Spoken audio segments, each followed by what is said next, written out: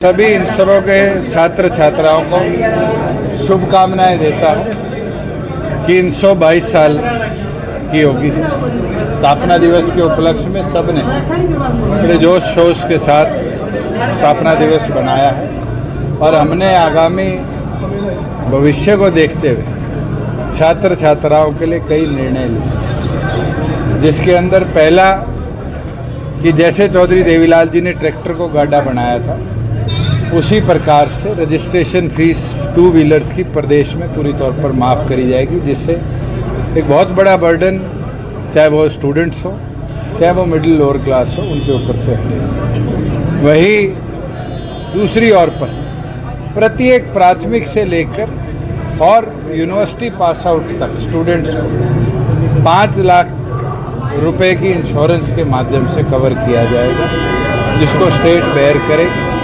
जिससे जो ये हेल्थ और अलग अलग प्रकार के बर्डन पेरेंट्स के ऊपर रहते हैं छात्र बच्चों को शिक्षा के दौरान, इसको पूरी तौर पर समाप्ति मिलेगी। वहीं जो हमारे अग्निवीर 4 साल बाद आएंगे, आज सिपाही को सिपाही रखने की योजना तो केंद्र और प्रदेश सरकार ने बना दी कि इनको पैरामिलिट्री में और स्टेट पुलिस में जगह मिलेगी। हमने आज वादा किया है प्रदेश में सरकार आने पर हमारे अग्निवीरों को यूनिवर्सिटी के पीएचडी तक की पढ़ाई भी किसी भी यूनिवर्सिटी में निःशुल्क सरकार वहन करेगी, कि जो वहाँ आज अग्निवीर सिपाही की ट्रेनिंग लेके आया वो शिक्षित हो और फिर अगर वो फौज में जाना चाहे तो अफसर बनने का भी उसको मौका मिले। कई और चीज़ें ऐसी हैं, जैसे गांव लेवल पर ट्रांसपोर्टेशन का एक बहुत बड़ा बर्डन बस पास का रहता है, जहाँ बच्चों को बारी बारी धक्के काटने पड़ते हैं। कई बार प्रिंसिपल के साइन कराओ, फिर जीएम के दफ्तर में जाके साइन कराओ,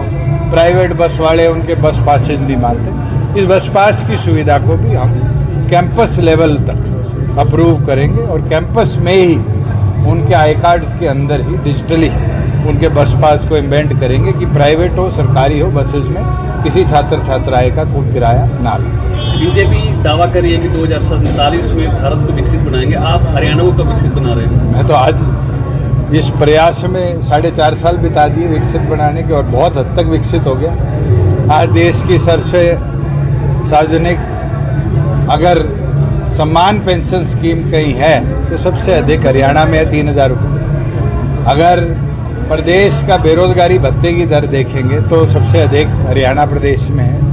आज 600 से ज़्यादा सुविधाएं डिजिटली गांव तक उपलब्ध हम करा चुके हैं। CHCs के अंदर जो म्यूटेशन होती थी, फर्ज लेनी होती थी, पटवारी के चक्कर काटने पड़ते थे, उसको पूरी तौर पर समाप्त कर दिया। तो बीजेपी तो बहुत लंबा सपना लिए बैठी है। मैं तो ये मानता हूँ 4.5 साल में हमने विकसित हरियाणा बनाया, और समय के साथ जैसे जैसे टेक्नोलॉजी आएगी ये तो और विकसित होंगे। क्या बीजेपी की यही इच्छा है कि जो आज भारत है इसको एक बॉर्डर लाइन बना लिया जाए और 47 तक उस बॉर्डर लाइन को छुआ जाए?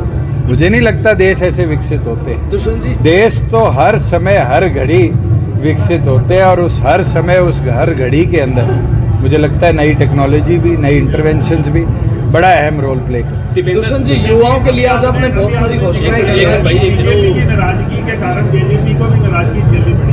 अब आगे आने वाले देखो, मैं तो पब्लिकली मानता हूँ, सर छोटू राम जी ये कहा करते थे कि किसान कमेरे के काम कराने के लिए सरकार में हिस्सेदारी बहुत जरूरी है, और वो हिस्सेदारी हमने भी रिलायंस की, और उनके साथ भी मेरे ख्याल से इतिहास में हुआ है। कांग्रेस के साथ जाना उनके जीवन में भी एक सेटबैक आया, और वही सेटबैक जननायक जनता पार्टी और हमारे लिए बीजेपी के साथ जाने में है। मैं तो खेद भी प्रकट कर चुका हूँ। दुष्यंत जी, यूथ के लिए आपने बहुत सारी घोषणाएं आज की है। टिकटॉक की बात करें तो किस तरह से अभी तो संगठन का विस्तार है। पिछली बार भी हमने 90 में से 47 युवा उतारे थे, इस बार लोकसभा में 10 में से 5 युवा उतारे। तो मुझे लगता है युवा सरकार प्रदेश में बने, इसके लिए युवाओं की नेतृत्वता और युवाओं का साझेदारी बहुत ज़्यादा। दीपेंद्र हुड्डा का बयान है कि हरियाणा में कांग्रेस की सरकार बनेगी और जेजेपी का खाता भी। पहले वो उनसे ये तो पूछ लो किसके चेहरे पे लड़ोगे।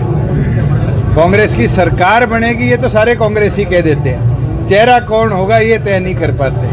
बिना दूल्हे के बारात ले जाओगे तो बारात पहुंचेगी?